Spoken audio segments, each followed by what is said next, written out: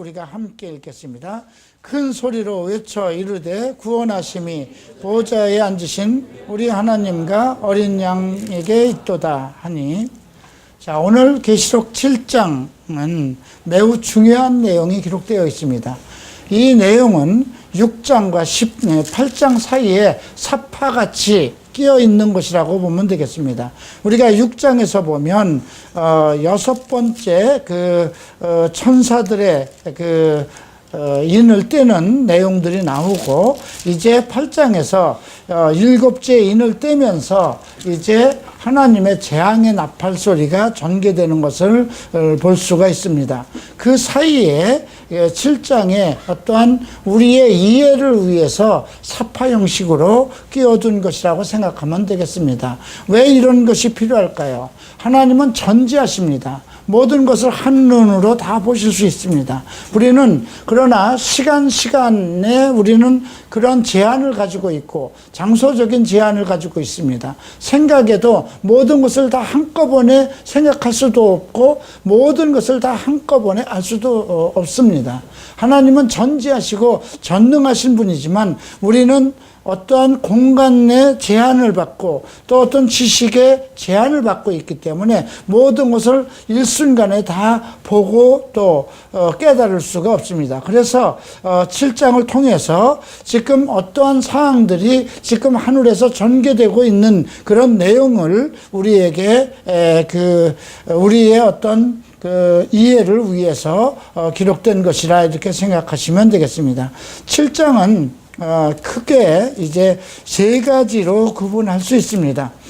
먼저는 땅 네 천사가 땅 네 모퉁이에 서서 이제 그 땅의 사방의 바람을 붙잡는 그 내용이 기록되어 있습니다.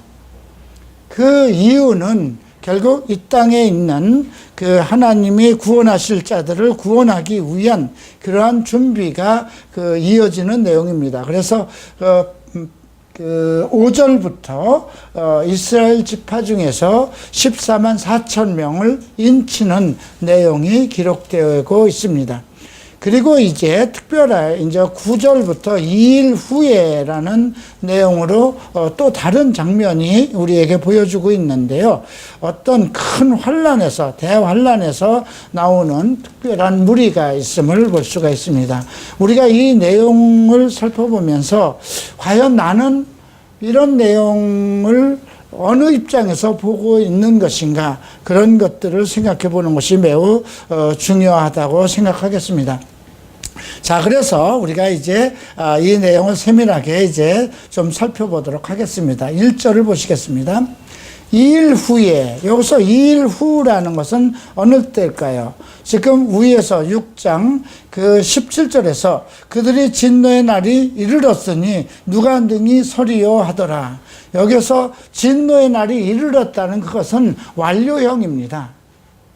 지금 그들이 얘기하는 것은 그들의 상황 속에서 지금 펼쳐지고 진노의 큰 날이 이르렀다는 것을 그대로 언급한 것이기 때문에 그 다음에 이유라고 우리는 봐야 됩니다. 그래서 2일 후에 지금 6장에서 전개된 하나님의 인을 떼시는 그 내용이 우리가 6장 12절에 6째 인까지 왔습니다. 그리고 이제 8장에서 7째 인이 떼어지면서 이제 7 재앙이 일곱 나팔이 시작되는 것을 볼 수가 있는데, 그 6째 인을 떼신 이후에 이러한 일들이 있은 이후에 네 천사가 땅 모퉁이에 선 것을 보니 했습니다.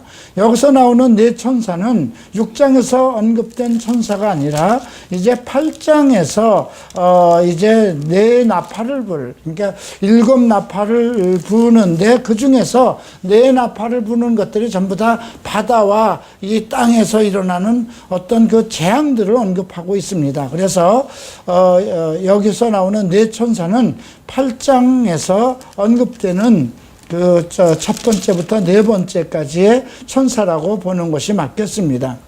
땅 네 모퉁이에 선 것을 보니 땅의 사방에 바람을 붙잡아 바람으로 하여금 땅에나 바다에나 각종 나무에 불지 못하게 하더라. 땅 네모퉁이라 이렇게 생각할 때 어떻게 보면 이 지구가 사각이 아니냐 이렇게 믿지 않는 사람들이 얘기를 합니다만, 우리도 그냥 동서남북 사방이라고 얘기를 하죠.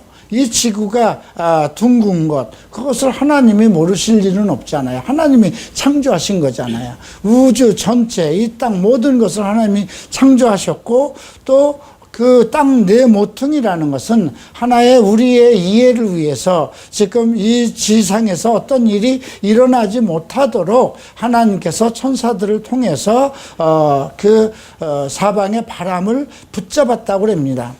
자, 바람을 붙잡았다는 건 무엇일까요? 우리가 그 계시록 다니엘서 7장에서도 보면 하늘에서 네 바람이 불더니 바다에서 네 짐승이 나왔다, 이런 언급도 있습니다. 그런 내용, 하늘에서 네 바람이 불었다. 하늘에서 그 바람이 불고 이 땅에서 그 네 통치자가 일어났다, 이런 말씀들, 또 스가라도 언급하는 내용들이 있습니다. 스가라가 얘기한 그러한 것들, 모든 것, 우리가 이 내용들을 다 보면 이 바람이라는 것을 어떻게 봐야 될 것인가? 하나의 실질적으로 바람을 멈췄다고 했을 경우에 일어나는 현상들을 한번 생각해 보세요. 바람은 기후의 어떤 이동이고 변동이 일어날 수 있죠. 근데 바람이 없다 그러면 기온의 차 같은 것도 있을 수가 없어요. 그죠? 우리가 바람이 불어서 태풍이 불기도 하고 하지만 공기의 순환이고 유통이 되는 것이죠. 근데 만약에 바람이 멈춰버렸다 그러면 우리가 지금 이 대기 오염, 오늘날과 같은 지금 극심한 오염 가운데 정말 그 호흡질환으로 살 수가 없게 되겠죠. 그 다음에 그 비나 눈이 내릴 수가 없어요. 그죠? 바람이 없다면.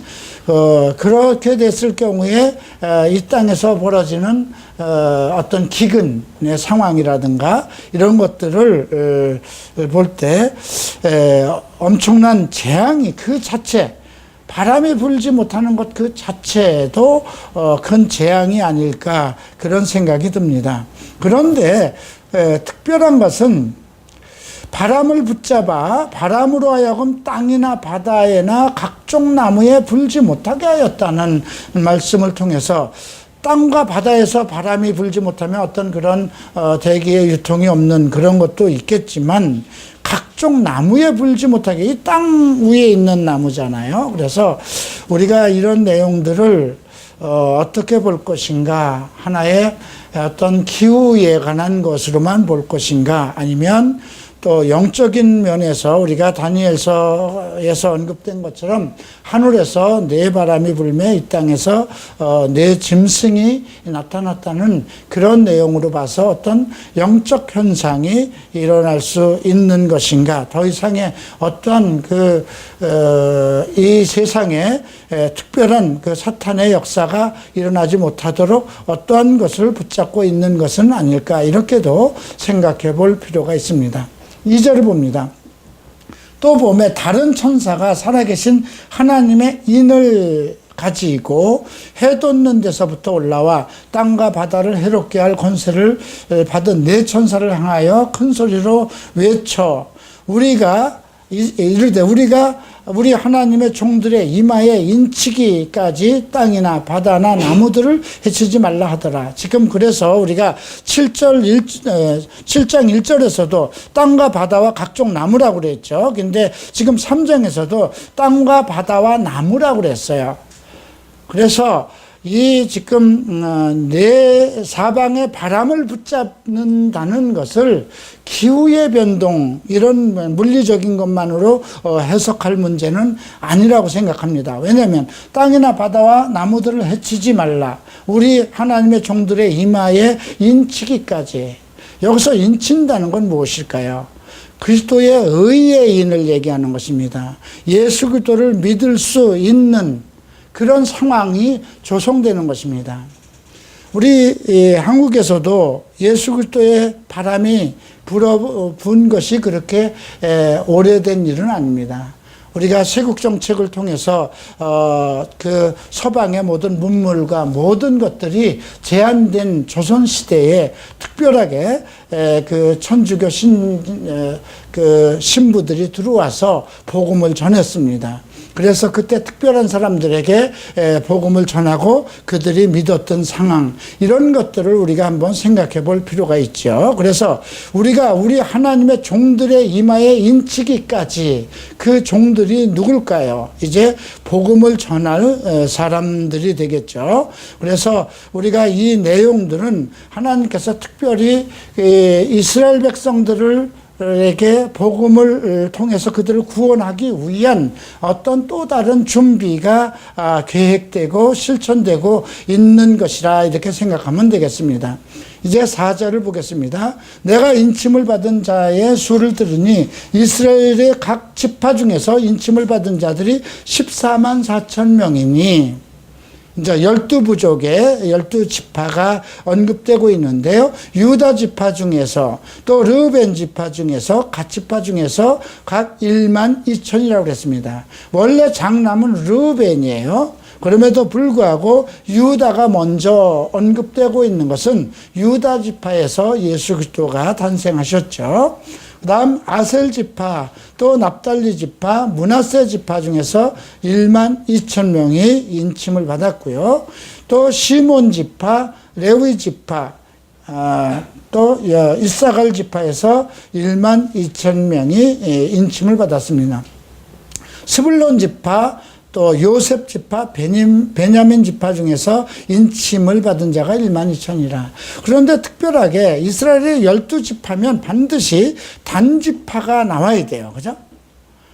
그리고 요셉의 두 아들 에브라임과 이제 므낫세가 그 야곱에 의해서 그들이 야곱의 아들로 인정이 되었기 때문에 사실 요셉 지파가 나오지 않아야 되는데 여기에선 그 에브라임 지파가 안 나오고 요셉 지파라고 기록이 되어 있습니다. 특별히 단 지파가 없는 것도 좀 기이한 일이죠. 그런데 사실 우상 숭배를 하던 이스라엘 백성 지파 중에서 그 우상 숭배에 가담한 주축이 된 그 지파는 여기서 제외됐다는 것입니다. 그 사사기를 보면 단지파가 우상을 섬기는 일에 그 가담했고요. 또 그 에브라임 지파도 나중에 북이스라엘과 남유다로 나누어졌을 때 그 북이스라엘을 통해서 이제 우상을 섬겼던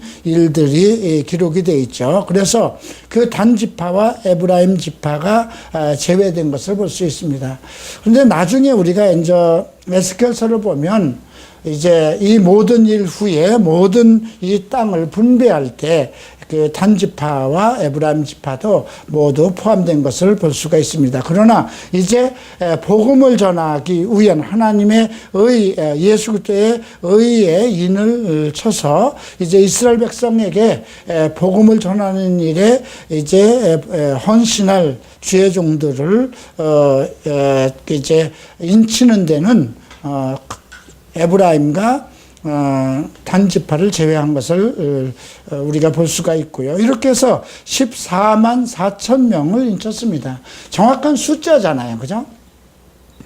근데 이 문제를 하나의 영적으로 해석하려고 하는 그런 사람들이 있죠.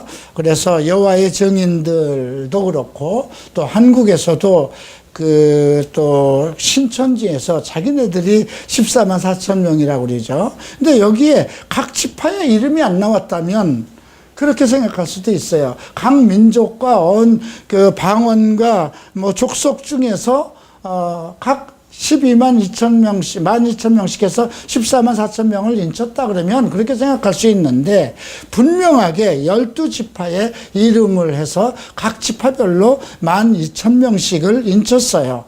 그렇기 때문에 이거는 부인할 수가 없는 내용이죠. 이것을 영적으로 해석해야 할 일은 아닌 거예요.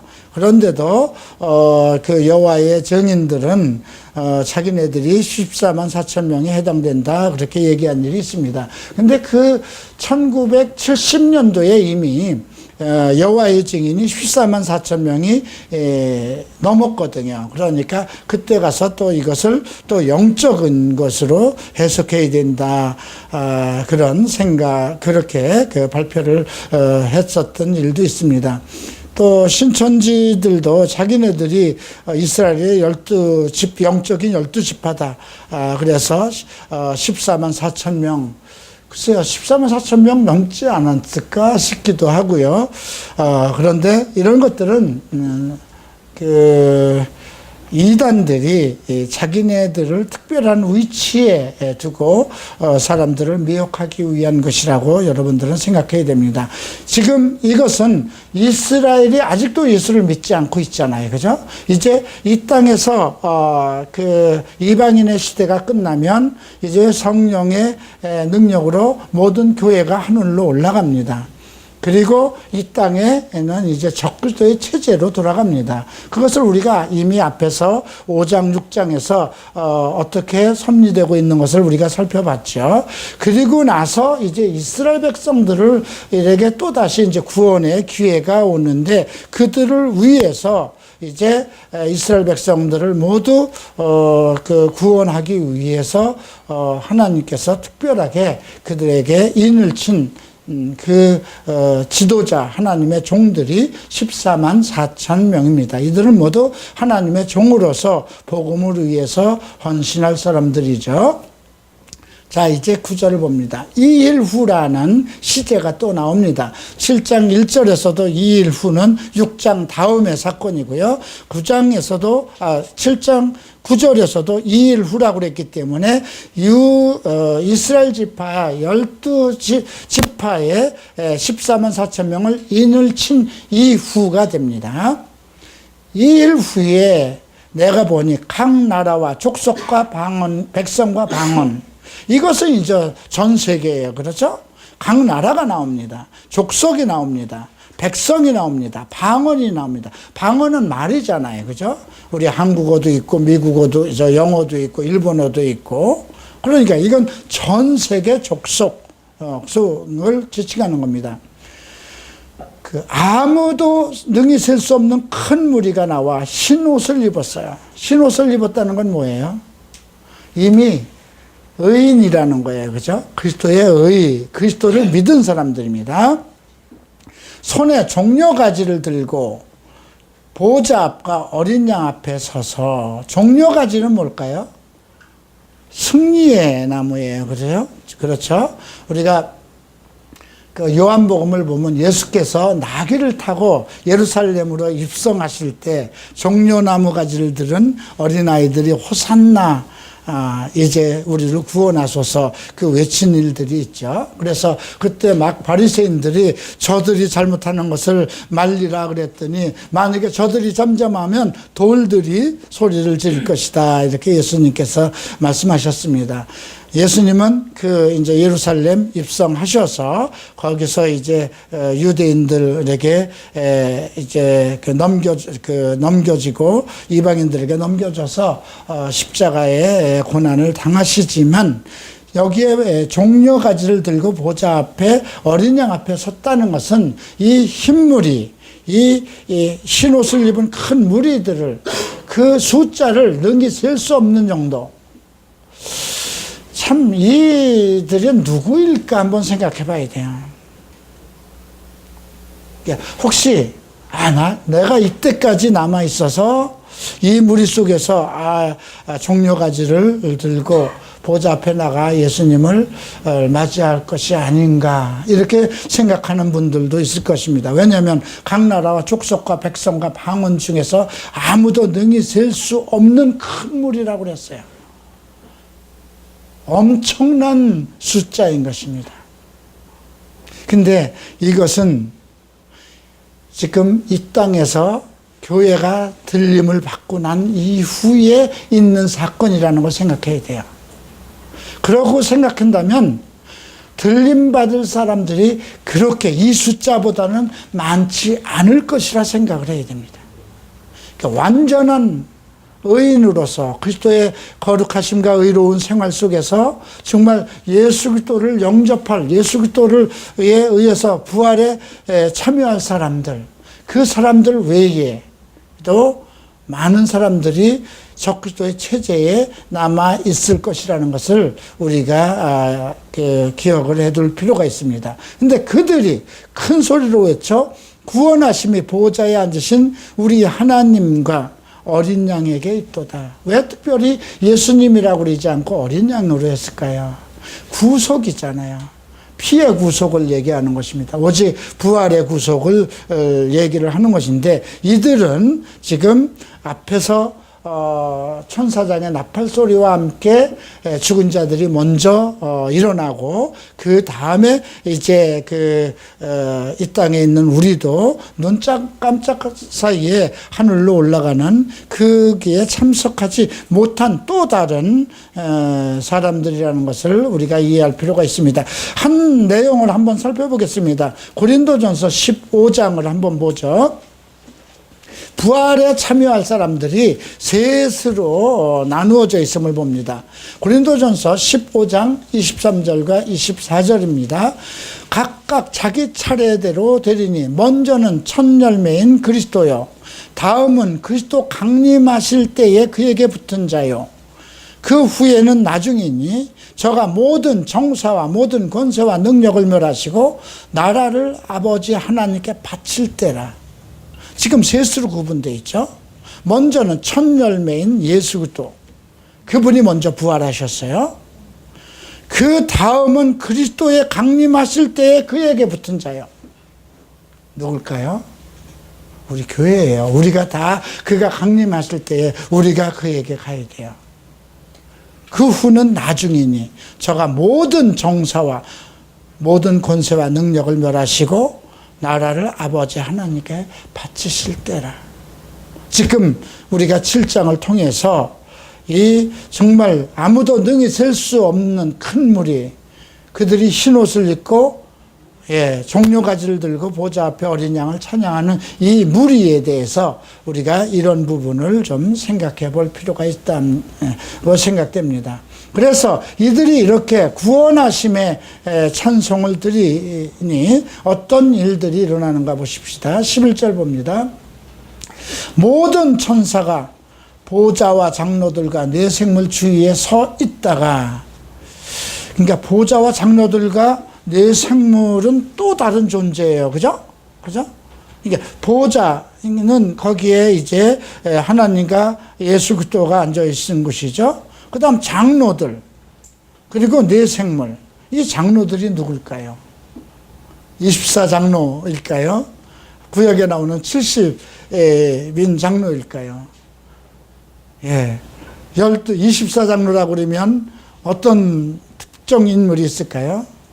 여기서 이 장로들은 사도들과 구약에 일단 그 특별한 위치에 있는 그러한 장로들, 이들이 앞에서 보면 그 모든 자기들의 면류관을 보좌에 계신 분에게 드렸다는 내용이 우리가 4장에서 볼 수 있죠. 4장 10절에서 24장로들이 보좌에 앉으신 이의 앞에 엎드려 세세토록 살아계신 이에게 경배하고 자기의 관을 보좌 앞에 드렸다.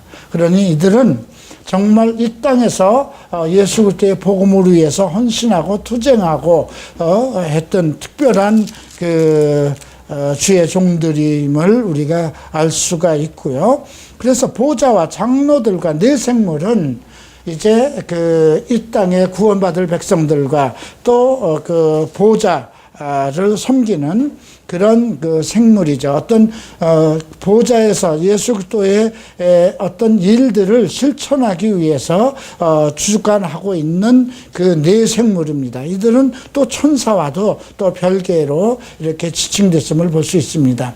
그런데 모든 천사라고 그랬어요. 그러니까 그 외에 뭐 7 천사도 나오고 또 나중에 또 다른 천사든 여러 천사가 계시록에서 나오는데, 여기서 보면 모든 천사라는 겁니다. 천사의 임무는 무엇일까요? 히브리서에 보면 구원받을 백성들을 섬기라고 보내심이 아니냐. 그러니까 천사는 하나님의 명령을 받아서 이 땅에 있는 구원받을 백성들을 섬기기 위해서 보낸 것이기 때문에 그 큰 무리가 이제 구원의 찬송을 부를 때 그 천사가 이제 보좌 앞에 엎드려 얼굴을 대고 하나님께 경배하여 이르되 아멘, 아멘이라는 말이 앞뒤로 나옵니다. 아멘, 찬송과 영광과 지혜와 감사와 존귀와 권능과 힘이 우리 하나님께 세세토록 있을지어다. 아멘.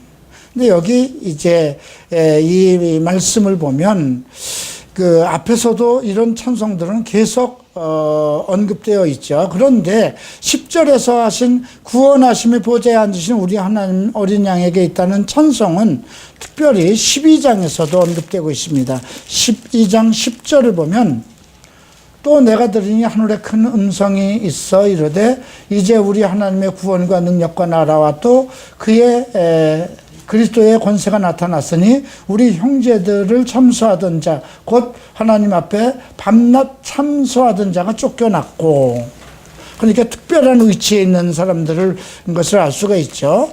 또 19장에도 이런 찬송이 동일하게 나옴을 볼 수 있습니다. 19장 1절에 보면 이 일 후에 내가 들으니 하늘에 허다한 무리의 큰 음성 같은 것이 있어 가로되 할렐루야 구원과 영광과 능력이 우리 하나님께 있도다. 계속해서 구원에 관한 찬송이 언급되고 있음을 볼 수 있습니다. 근데 이 구원이 오직 어린 양에게 속해 있다는 것입니다. 그 어떤 것으로 우리 인류는 구원을 받을 수 없다는 것을 전제로 하고 있습니다. 그래서 이 마지막 무리가, 좀 큰 무리가 보좌 앞에 나와서 구원을 찬송할 때 그 하늘에 있는 모든 천사들이 이 모든 영광을 하나님께 돌리는 그 찬송을 드리는 것을 볼 수가 있죠. 자, 이들에 대해서 우리가 이 누구일 것인가를 한번 생각해 보면 우리가 6장에서 이런 내용들을 우리가 본 일이 있죠. 다섯째 일 뗐을 때 하나님의 말씀과 그들이 가진 증거로 말미암아 죽임을 당한 영혼들이 제단 아래 있다고 그랬습니다. 큰 소리로 불러 이르되 거룩하고 참되신 대주제여 땅에 거하는 자들을 심판하여 우리의 피를 그러니까 신원을 해주시기를 어느 때까지 하시겠습니까 하는 그런 특별한 무리가 있었어요. 우리는 이들은 대환란 때에 순교를 당한 사람들이라 우리가 그렇게 살펴봤죠. 또 14장에서도 이 내용이 나오는데요. 14장 3절을 볼까요? 그들이 보좌 앞과 네 생물과 장로들 앞에서 새 노래를 부르니, 새 노래라는 건 뭐예요? 전에 부르던 것이 아니고 새로운 노래죠. 그죠? 그러니까 이들은 지금 구원의 노래를 부르는 거예요. 그죠? 새 노래를 부르니 땅에서 속량함을 받은,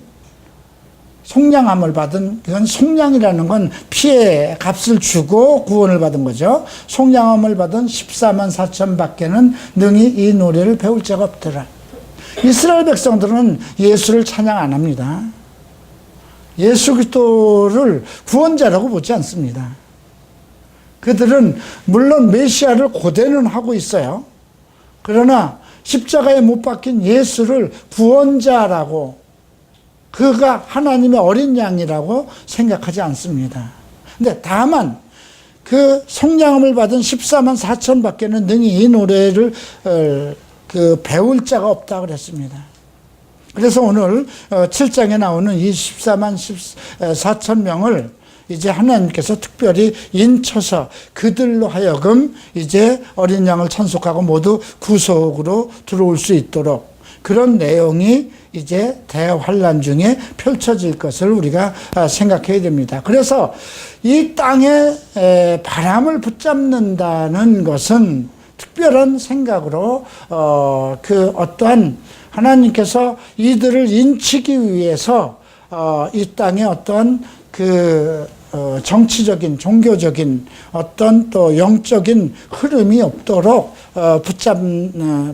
붙잡는 것이 아닌가 이렇게 생각해 볼 수도 있습니다. 뭐 요즘 뭐 한류 바람도 불고 있고 요즘엔 또 그 뭐 가상화폐인가 뭔가 해서 지금 뭐 한국도 지금 난리가 났죠. 과연 이것을 젊은이들이 해야 될 것인가 말아야 될 것인가. 이제 이런 것들을 생각했을 때 우리 교회 안에도 뭐 여러 가지 바람이 있었어요. 그죠? 성령 바람 해서 한때 제가 일본에서 나올 때 한국은 온통 무슨 성령의 바람으로 해서 이상한 그런 풍조가 있었죠. 바울도 교회 안에 일어나는 그런 풍조에 대해서 언급한 일이 있는데요. 한번 에베소서 4장을 한번 좀 보시겠습니다. 어떤 언급을 한 일이 있냐면 에베소서 4장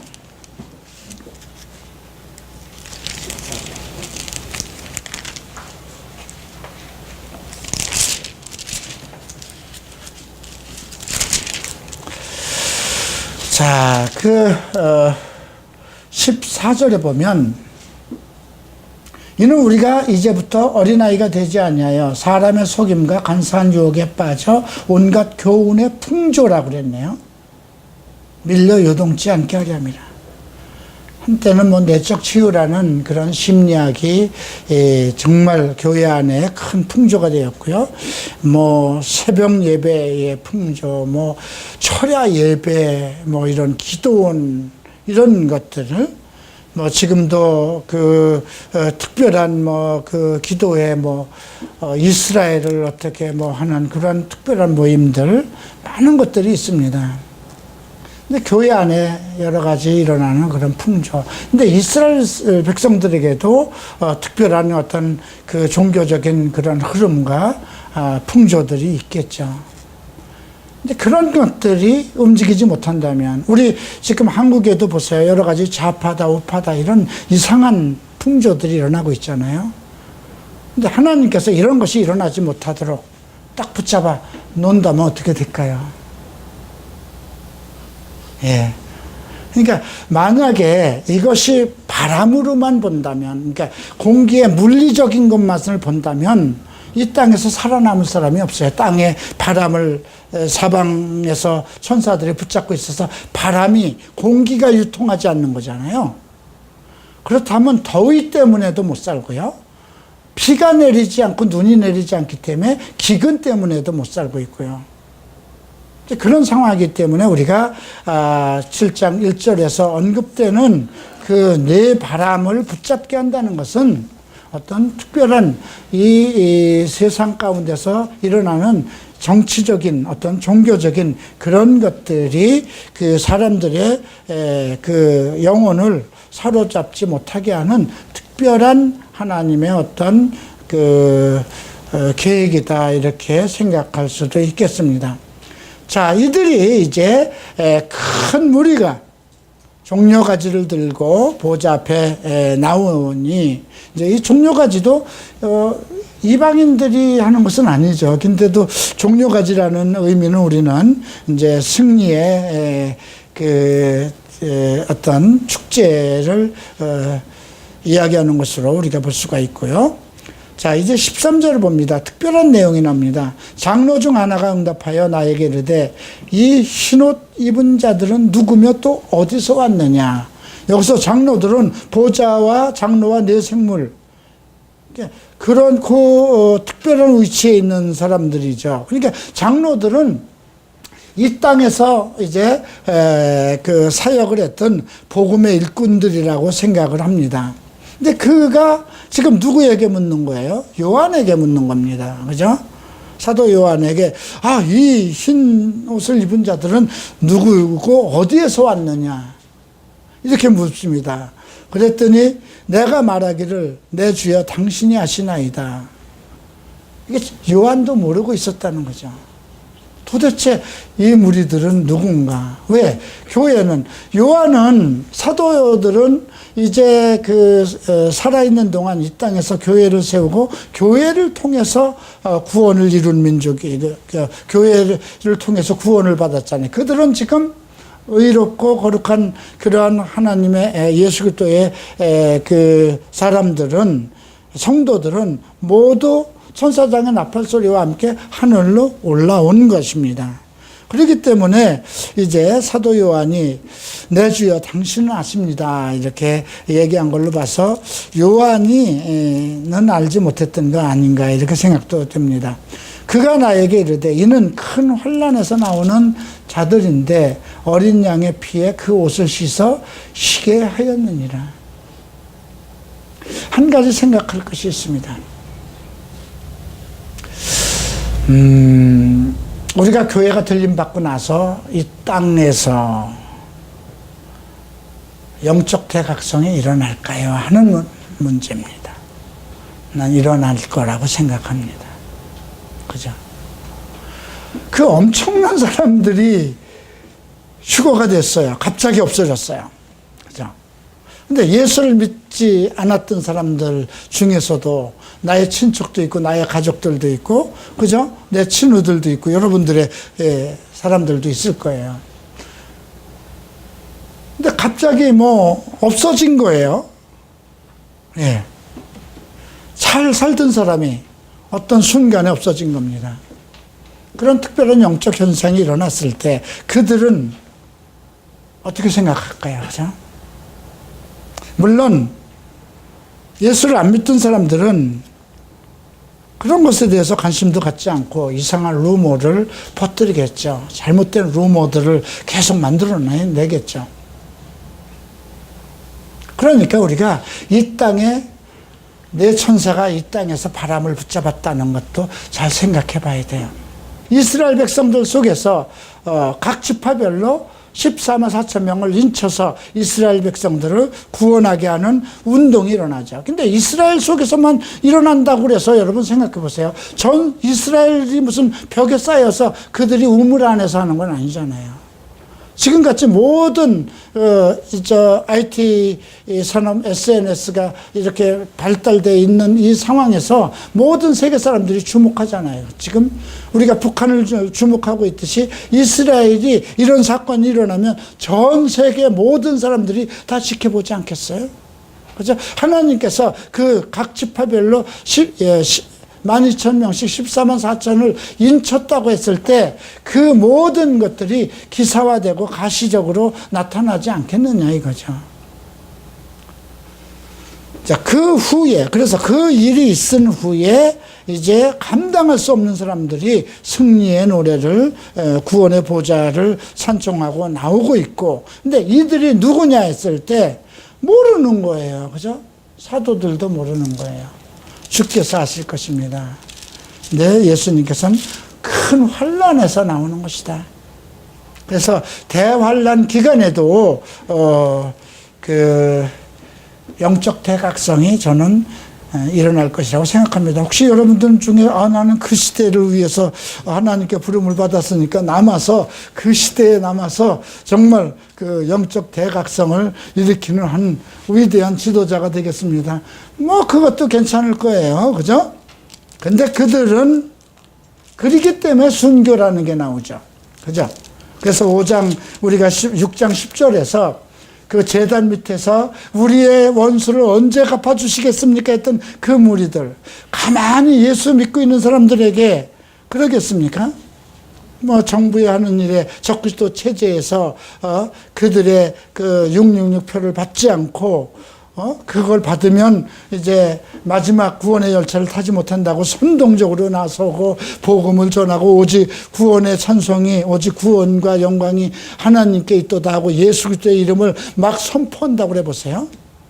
그럼 적그리스도 체제에서 어떻게 될까요? 그들을 다 데려다가 뭐 순교시키는 것은 맞는 거죠. 그러니까 우리가 그런 측면에서 이 부분을 이해할 필요가 있습니다.